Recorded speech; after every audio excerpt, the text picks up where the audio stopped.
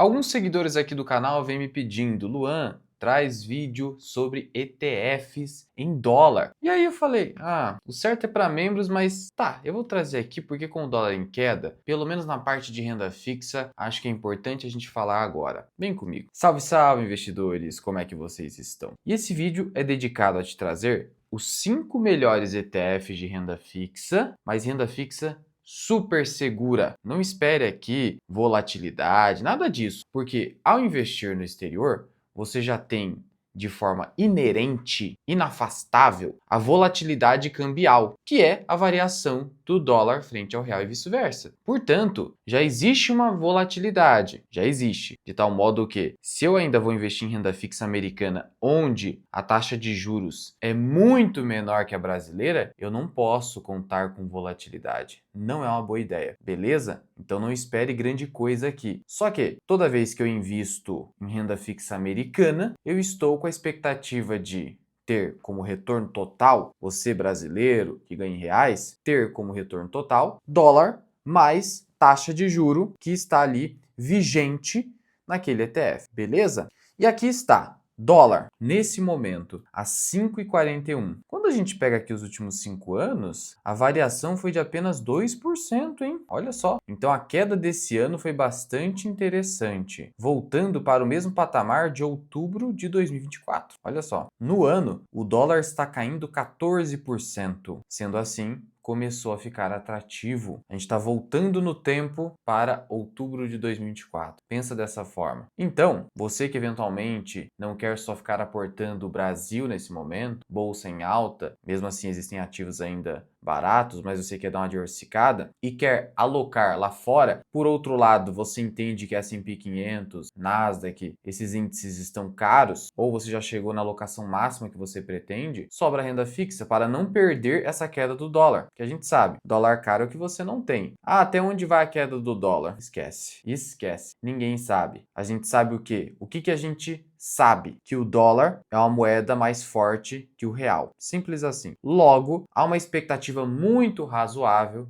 de que a médio e longo prazo, principalmente longo prazo, o dólar se aprecie, se valorize frente ao real. A gente não sabe quanto nem quando. O que a gente espera, com um certo grau de razoabilidade, é uma valorização. Por que, Luan? Qual a garantia? Não existe garantia. Mas por que nós esperamos isso? Porque a inflação nos Estados Unidos, da moeda americana, é inferior à inflação da moeda brasileira. Não bastasse isso, a demanda por dólares é superior à demanda por reais. É assim que funciona. Não à toa que desde o Plano Real, o dólar se valorizou mais de 400% frente ao real. E a gente já está falando aí de mais de 30 anos, portanto, temos um histórico suficiente para chegar a essa conclusão. Então vamos aqui a esses ETFs. O primeiro deles é o TFLO da iShares, que é a divisão da BlackRock responsável por ETFs. E qual que é a sacada do TFLO? Ele funciona como um caixa em dólar. Ele é muito parecido com o Tesouro Selic no Brasil, de tal modo que o juro que você vai receber desse ETF é baseado na taxa flutuante dos Estados Unidos, assim como o Tesouro Selic, que é flutuante pós-fixado. Veja que o dividend yield desse ETF foi de 4,64%. Significa que ele vai continuar pagando esse volume de dividend yield? Não, mesmo porque existe uma expectativa, não em julho,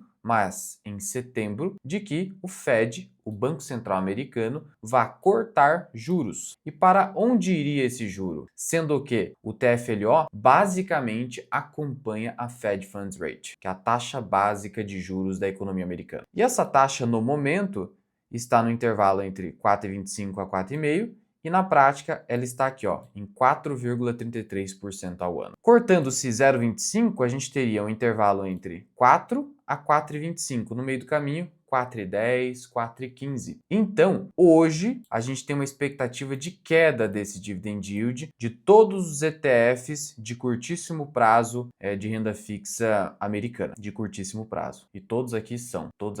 Por que, Luan? Porque eu não quero, de novo, que você sofra com marcação a mercado, pegando-se títulos públicos americanos de longo prazo. E aqui eu também não vou trazer ETFs de renda fixa corporativa. Nada de crédito privado, nada disso. Só título público. Aqui Eu estou visando segurança. Segurança do seu dinheiro mais a variação do dólar frente ao real. E você vai notar que a variação desse ETF nos últimos 12 meses foi uma subida de 0,02. Note, quase não há volatilidade. Existe uma pequena volatilidade, praticamente imperceptível para você, investidor. No final das contas, o retorno quase total vem do dividend yield. Não vou dizer total, é quase, porque nos últimos 60 meses, você teria tido pelo menos 0,4% de valorização. Luan, mas me explica uma coisa. Entendi sobre esse ETF, serve para caixa, vai me render isso aqui, mas como que eu ganho esse dinheiro aqui, esse dividend yield? Então, a grande maioria desses ETFs, eles pagam juros mensalmente na sua conta. Lá na conta da corretora global que você utiliza, vai cair o jurinho todos os meses. Então, olha só aqui embaixo. Aqui embaixo você vai notar que todos os meses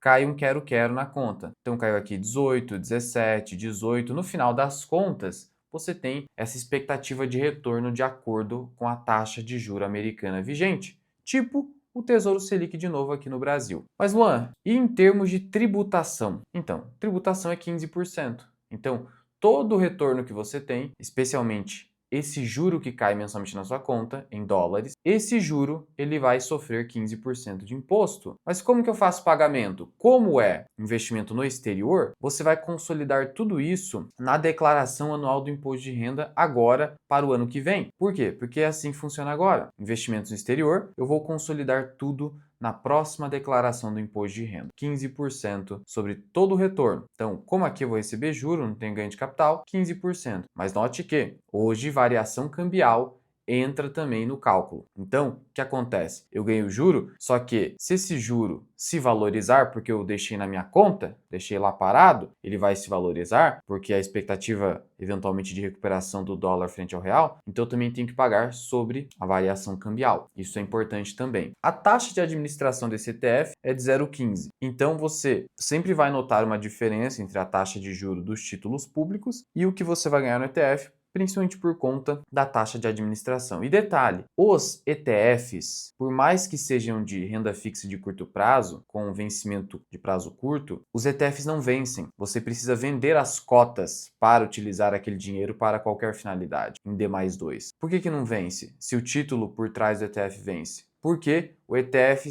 que é um fundo, né? O ETF está sempre recomprando títulos, comprando novos títulos. Então o dinheiro que está lá dentro serve para comprar, então nunca vence, entendeu? Essa que é a lógica. O segundo ETF é o ETF Bill. Aí, o que acontece? Esse aqui investe em títulos públicos com vencimento entre 1 a 3 meses. Da mesma forma, olha só, variação nos últimos 12 meses, 0,04% nos últimos 60 meses, aí se valorizou mais. Por quê? Porque não é taxa simplesmente flutuante. Você teve aqui um certo vencimento de T-bill. As bills são títulos de curtíssimo prazo norte-americanos, por isso o nome é bill. E no caso, esse ETF possui uma taxa de administração mais baixa ainda, de 0,13%. Por isso que eu costumo recomendar esse aqui para os clientes da consultoria que estão visando renda fixa americana e não querem correr risco de marcação a mercado. A taxa de administração é menor e a finalidade é a mesma. Tudo título público de curtíssimo prazo. Você não precisa se preocupar com a liquidez desses títulos, o mercado americano é muito líquido, tem market maker, então esqueça isso, não é um problema. E as gestoras aqui, BlackRock e State Street, que são muito reconhecidas e muito confiáveis no mercado internacional de ETFs. Lembrando que se você tiver mais do que R$1 milhão, você pode se tornar o meu cliente da consultoria, onde eu posso fazer as operações por você e eu vou montar um plano de investimentos completo via relatório escrito para que você tenha um norte, além do acompanhamento efetivo de um profissional. Se tiver interesse, o link vai estar aqui embaixo. O próximo ETF é o SGOV, de novo, iShares. E veja que a finalidade dele é quase idêntica ao ETF Bill, de 0 a 3 meses de vencimento. Ele pagou 4,63% de dividend yield, paga mensalmente, assim como o ETF Bill. Ele se valorizou um pouquinho mais, mas você vai perceber quase nada. A taxa de administração do SGOV é de 0,09, muito baixa também. Sendo assim, você quer diversificar em ETFs americanos e correr praticamente zero risco? Essa trinca funciona muito bem. TFLO, taxa flutuante, e de curtíssimo prazo, SGOV e Bill. Cara, vai dar certo para essa finalidade em específico. O próximo ETF é para tentar correr um pouquinho mais mais de risco, não necessariamente o dividend yield de curto prazo será superior, e aí a gente tenta pegar um prazo um pouco mais longo, mas a gente viu aqui que na prática, o retorno foi praticamente o mesmo. De novo, iShares, praticamente não tem como fugir da iShares. Esse aqui pega títulos públicos com vencimento até um ano, taxa de administração de 0,15. Então aqui é para tentar ganhar um pouquinho mais. A marcação ao mercado vai ser muito pequena também, mas tem um pouquinho mais de marcação ao mercado, porque tem um vencimento mais longo. Quanto mais longo o vencimento dos títulos dentro do ETF, significa que a perspectiva de marcação ao mercado é superior. Então essa aqui é uma opção para tentar adicionar um pouquinho mais de risco, mas pensando em um pouco mais de retorno. E, igualmente, paga ali o quero mensal em dólares na conta da corretora que você utiliza. Por último, aí para adicionar mais risco, mas ainda assim muito tranquilo, você tem o SHY, de novo, iShares. Esse aqui pega títulos com vencimento entre 1 e 3 anos. Aí você já vai ter mais marcação a mercado aqui. Taxa de administração 0,15, praticamente um padrão com exceção do SGOV ali na iShares. E aí, com o SHY,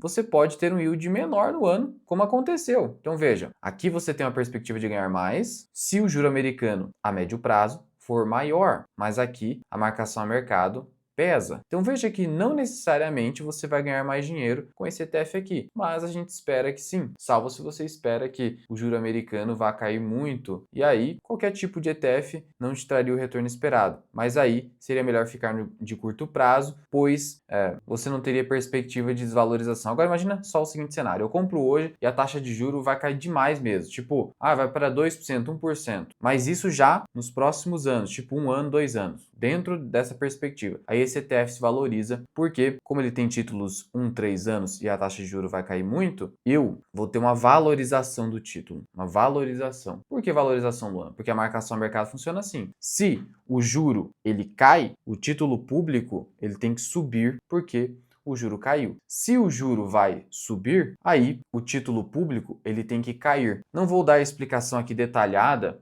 sobre marcação ao mercado, mas a lógica é esta. Então esse aqui também é uma opção, se você aposta que no médio prazo o juro americano vai cair bem, se essa é a sua visão. Mas, Luan, quero colocar aí 5% do meu capital em renda fixa americana. Você dividiria em todos esses ETF? Olha, daria sim, daria sim. Eu prefiro simplificar, porque a diferença vai ser muito pequena, mas se você quer colocar todos eles, concentre mais em BIL e SGOV e disperse nos outros. Se a caixa para curtíssimo prazo, tipo assim, vou fazer uma viagem, TFLO. É como eu falei, TFLO, BIL e SGOV é risco praticamente zero. Então, desses 5%, 70% tem que estar ali. E aí, os outros 30% tem que estar em SHY e SHV, para você tentar ganhar um pouquinho mais. Fazendo isso, você vai ter aí dólar mais a taxa de juro média dessa sua carteira de ETFs de renda fixa. Lembrando que na comunidade Formação Mira Investing, que é a minha comunidade, eu tenho treinamento Formação Mira Investing, que eu trato com detalhes sobre ETFs, investimento no exterior, no Brasil, análise fundamentalista, tem tudo lá, além de vídeos exclusivos, planilha de preço teto de ativos e muito mais, por uma assinatura que cabe no seu bolso e você pode cancelar a qualquer momento sem burocracia. Conheça a comunidade FMI no link da descrição. Agora, últimos comentários aqui no YouTube. A ansiedade é o maior inimigo da maioria dos investidores pequenos. Falo por experiência própria e observando durante anos que isso é muito mais comum do que pensava. De fato, cara, o mercado é comportamental, é psicológico. Então a gente entendendo isso, a gente já sai na frente. A verdade é que muita gente falava que venderia o carro se Banco do Brasil chegasse a 22. Não sei se muita gente aí, né? Comprei a 21, não tinha nada, está bom para mim. Beleza, é exatamente isso. Pensamento correto. Nem tudo que cai é oportunidade. A médio prazo, o Banco do Brasil com essa queda é uma oportunidade de você ter uma alocação num preço bacana com empresa que negocia múltiplos baixos. Mas pensando em mais rentabilidade, dá pra gente fazer a gestão, como eu falei nesse vídeo anterior. Só começo a comprar 16,50. Rapaz, 16,50 é difícil, hein? Muito difícil. Eu comecei a comprar lá nos 15, porque era 30, né? Não, 29, 14 então. Mas 16,50 hoje em dia é difícil. Pode acontecer? Com muito estresse no mercado pode acontecer. Nossa, aí seria ótimo. Eu enchi o carrinho nesses preços aí. E aqui em cima eu vou deixar esse vídeo sobre Banco do Brasil, de onde eu tirei esses comentários. Corre lá.